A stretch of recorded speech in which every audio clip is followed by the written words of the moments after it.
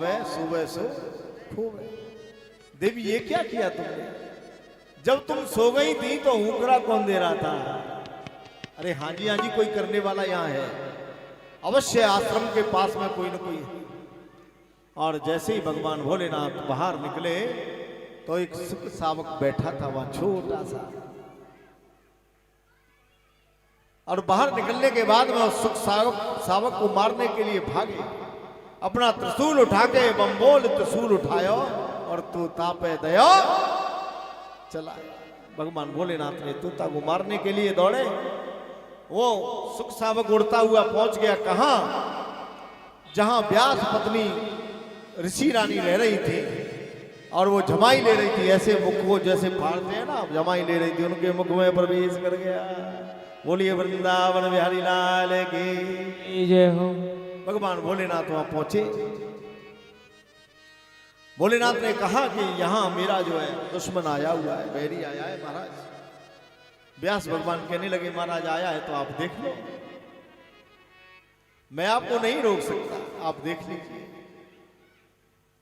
और जैसे ही व्यास भगवान कहने लगे कि प्रभु आप इतना समझ लीजिए कि आपके द्वारा ही मेरे यहाँ एक पुत्र की प्राप्ति हो जाएगी, मैं निसंतान हूं, कोई बात नहीं।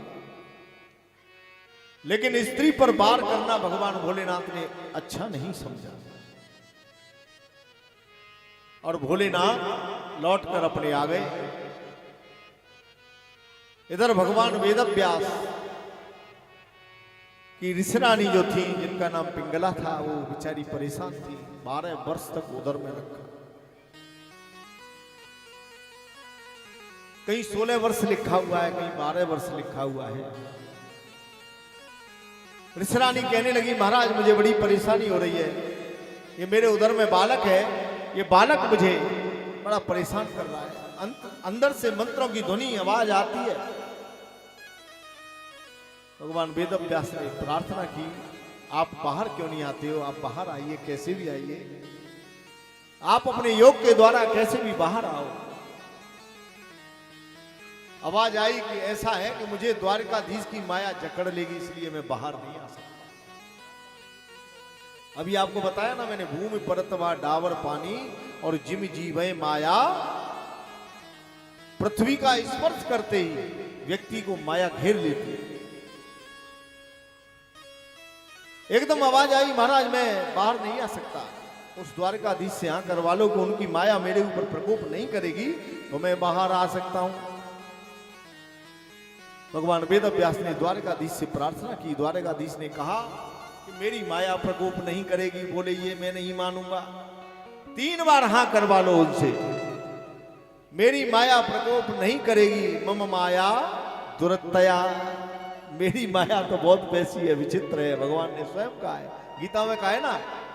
देखिए गीता में बड़े बड़े श्लोक हैं। गीता का श्लोक पढ़ने से, गीता का अध्ययन करने से, गीता अध्ययनशीलस्य, गीता का अध्ययन करने से हमारे समस्त जो है कष्ट दूर होते हैं। पहली बात, बड़े बड़े जो है परेशानियों का सामना जो व्यक्ति करता है वो गीता का अध्ययन करता है और उनसे छुटकारा मिलता है। क्यों गीता में बहुत कुछ है। आपको किसी भी तरीके से, किसी भी उद्देश्य से आप गीता का अध्ययन करेंगे, निश्चित आप बिल्कुल सही रहेंगे, स्वस्थ रहेंगे और आपका दिमाग भी फिट रहेगा। भगवान ने कहा मेरी माया बिल्कुल प्रकोप नहीं करेगी और आप उनसे कह दो वो जल्दी से बाहर आए, आपकी ऋषि रानी को परेशानी है। समय पाकर और वो बाहर आने के लिए तैयार है। उधर व्यास जी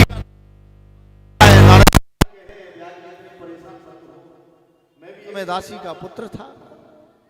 मेरी मां आश्रमों में रहती थी, पेट का पालन करती थी और मेरी मां जवानी में विधवा हो गई थी। मुझे लेकर बड़ा पालन किया उसने मेरा, और अब आकर मैं नारद बन गया। कोई परेशानी नहीं, अगर पुत्र भी हो जाए तो कोई आपत्ति नहीं। महाराज जब वो रहेगा ही नहीं मेरे पास तो होने से क्या है। और जैसे ही भगवान सुखदेव का जन्म हुआ, बोलिए सुखदेव भगवान की जय। जय जय श्री राधे। और तुरंत नरा को अपने कंधे पे डालकर बनखड़ के लिए चल दीजिए, माने वन को चल दिए वो सुखदेव भगवान।